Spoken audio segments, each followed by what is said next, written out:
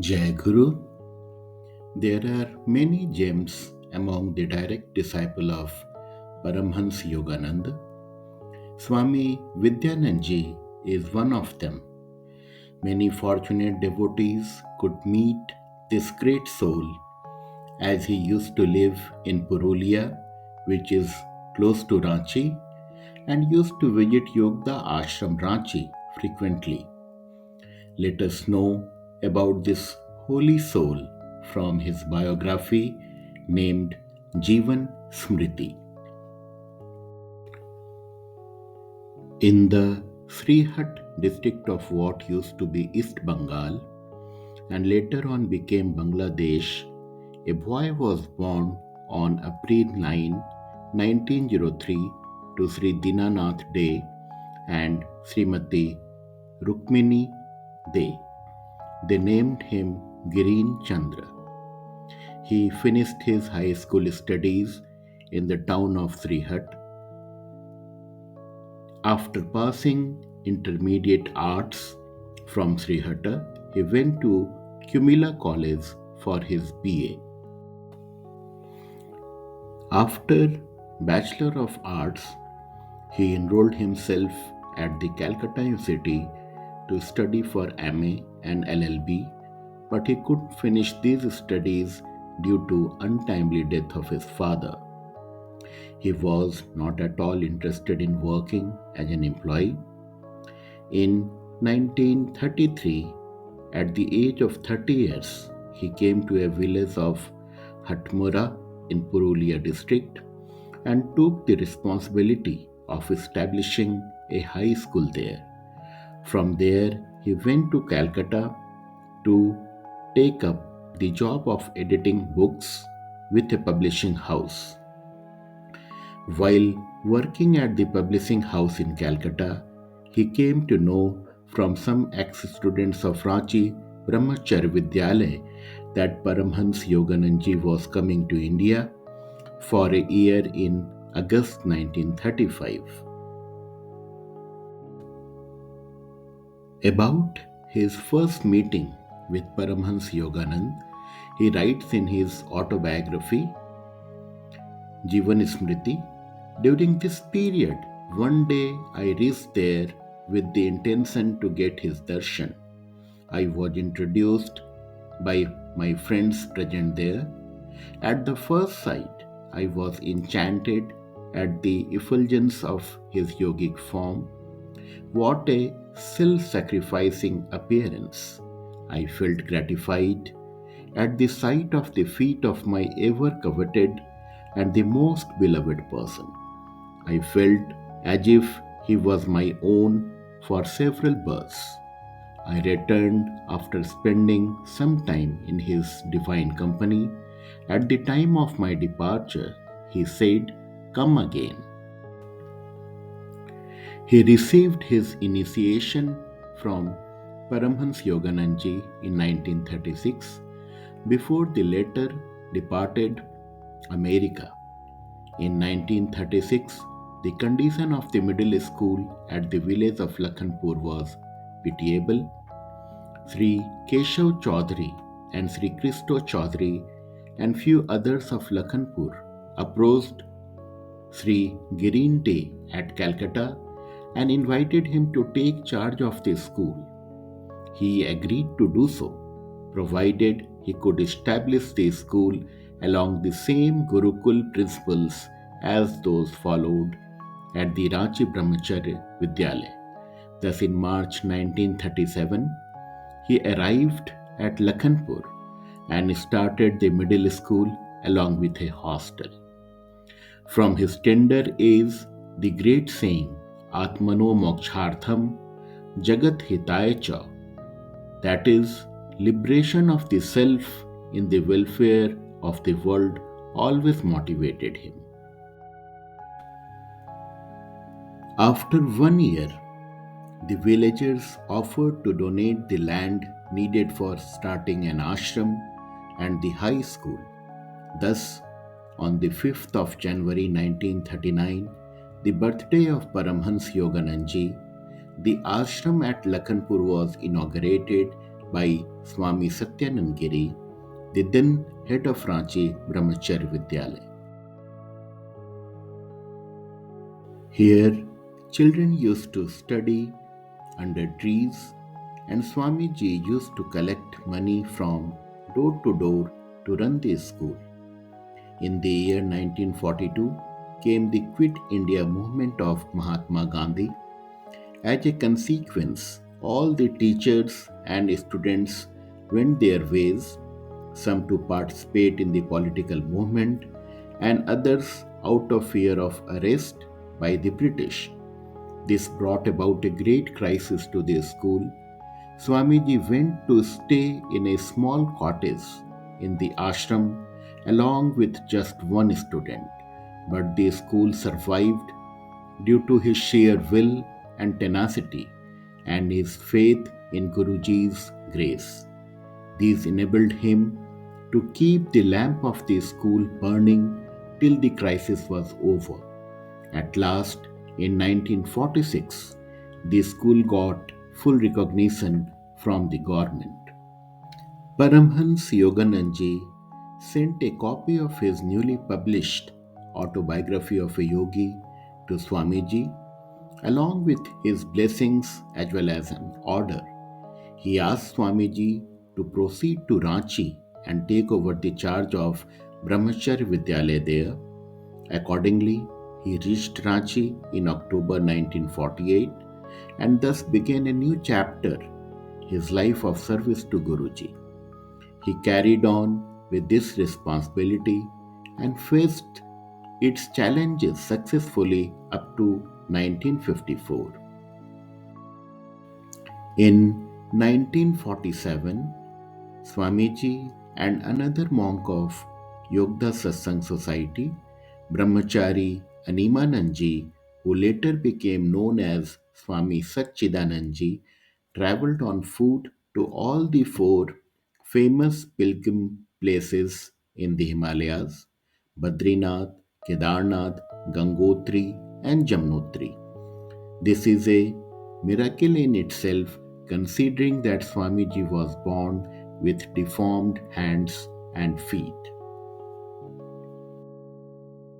Apart from working as director and administrator of all the educational institutions, Swamiji continued to live a life of seclusion and sadhana inside the ashram.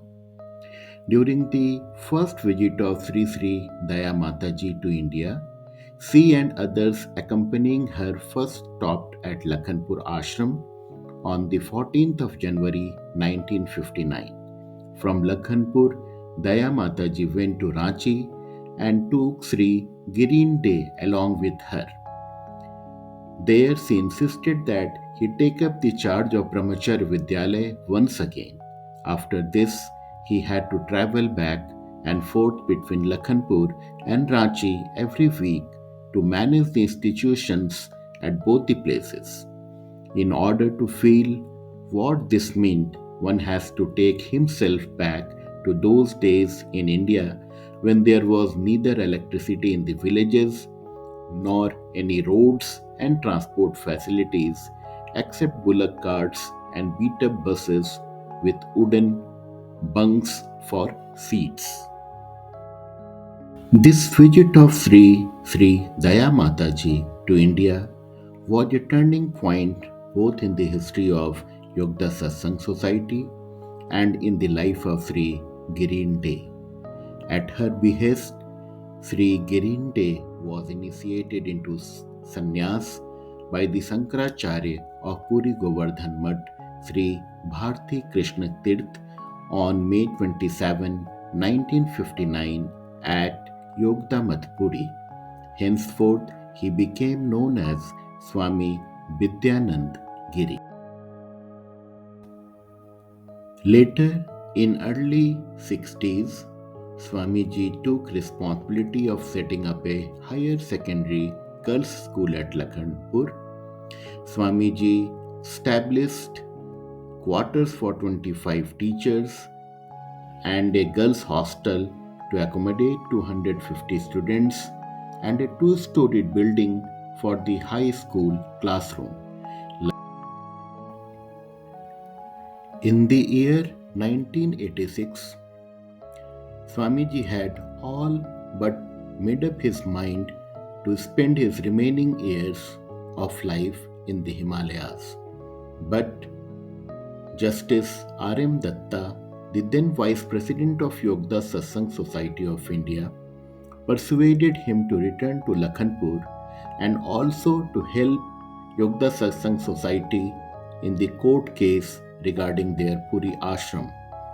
Out of his love for his Guru, he returned and gave the critical evidence needed in order to win the case in the Puri court. He continued to stay in Lakhanpur ashram since 1992 onwards. He renovated the Guru temple and also the old Shiva temple and installed a beautiful statue of Sri Lahadi Mahashay. He knew the Bhagavad Gita by heart, and whenever a devotee brought up some problem to him, he could tell which chapter and which verse of the Gita contained the answer. He always advised everyone to read the Gita every day, even insisted on it. Swamiji's life has been an excellent example for thousands of students and devotees, especially in teaching them how one can live one's life successfully, solely depending on God alone. His life manifested all qualities like fearlessness, equanimity, generosity, wisdom, self study, tapasya, compassion, devotion, hospitality, and so on. The years 1998 to 2008 were spent mostly at his small Paramahansa Yogananda Trust Ashram at Purulia. During this time, the small house his devotees had built for him turned into a flourishing ashram with a beautiful temple honoring his line of gurus. It has lifelike, life-size statue of all the four gurus. There is also a unique temple of Lord Shiva.